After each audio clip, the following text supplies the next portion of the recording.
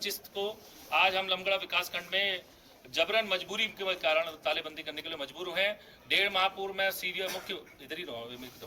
डेढ़ माह पूर्व में मुख्य विकास अधिकारी महोदय से मैं इस बारे में मिला था कि लगातार हमारे संबंधित खंड विकास अधिकारी केसर सिंह बिष्ट जी के द्वारा हठधर्मिता के कारण हमारे क्षेत्र पंचायतों को समस्या आ रही है, प्रधानों को भी समस्या आ रही है, उनके वर्क ऑर्डर नहीं हो रहे हैं मनरेगा के, हमारे क्षेत्र पंचायतों को लगातार भुगतान नहीं हो रहा, जबकि संबंधी हमारी इस समय की वर्तमान उत्तराखंड सरकार ने मुस्कर धामी जी के नेतृत्व में हमें प्रशासक भी नियुक्त करा गया, प्रधानों को भी और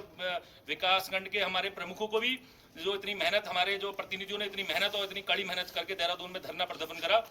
लेकिन 27/1/2024-25 को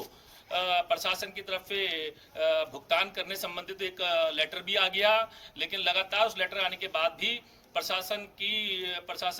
हठधर्मिता के कारण हमारे संबंधित क्षेत्र पंचायत को भुगतान नहीं हो पा रहा और काफी पीड़ित होने के बाद, जबकि मैंने उच्च अधिकारियों से भी लगातार बात कही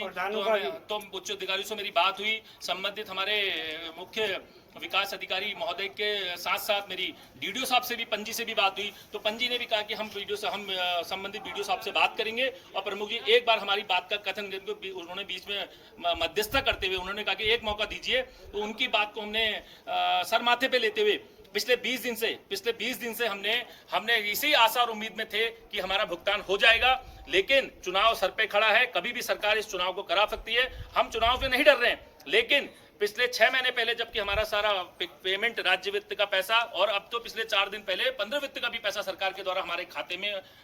में आ चुका है और विकास अधिकारी केसर सिंह बिष्ट जी के द्वारा लगातार अपनी हठधर्मिता के कारण हमको अस्वस्थता महसूस हो रही है और आज हमें लग रहा है कि हमारा शासन प्रशासन हमारी जब नहीं सुन रहा है तो मजबूरन होके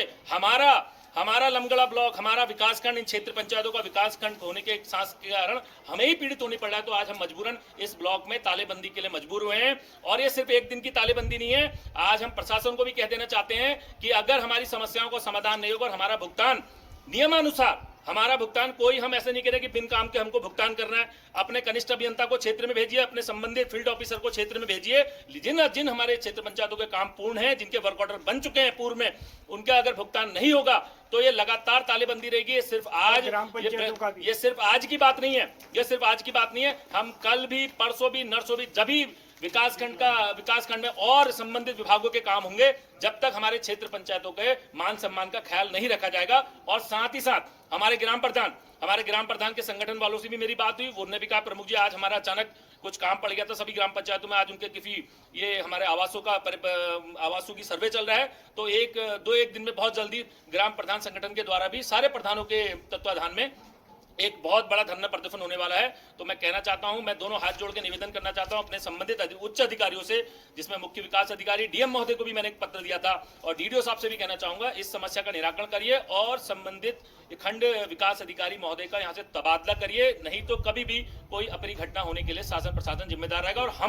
हम किसी भी अपने हक की लड़ाई के लिए, अपने क्षेत्र पंचायतों, अपने जनप्रतिनिधियों की लड़ाई के लिए हम किसी भी हद तक जाने को तैयार है। बहुत बहुत धन्यवाद।